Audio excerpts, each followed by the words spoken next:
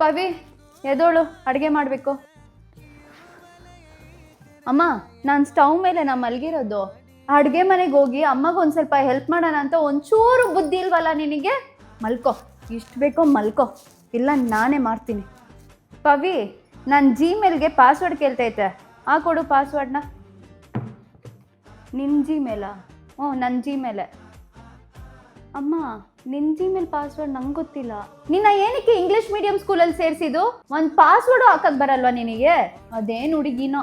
ಪವಿ, ನಾನು ನಿನ್ನ best friend. ನಿಂಗೇನು ಅನ್ಸುತ್ತೋ ನೀನು ಎಲ್ಲನೂ ನನ್ನ ಹತ್ರ ಶೇರ್ ಮಾಡ್ಕೊಬೋದು, ಸರಿನಾ? ಈ ಜಗತ್ತಲ್ಲಿ ನಿನ್ನ ಫ್ರೆಂಡ್ಸ್ ಎಲ್ಲ ನಿನ್ನ ಬೆಸ್ಟ್ ಫ್ರೆಂಡ್ ಆಗಲ್ಲ, ನಾನೇ ನಿನ್ನ ಬೆಸ್ಟ್ ಫ್ರೆಂಡು. ನನಗೆ ಇಲ್ಲಾಂದರೆ ನಿಮ್ಮ ಅಪ್ಪಗೆ ನಿಂಗೇನು ಅನ್ಸುತ್ತೋ ಎಲ್ಲ ಶೇರ್ ಮಾಡ್ಕೊಬೋದು, ಅರ್ಥ ಆಯ್ತಾ?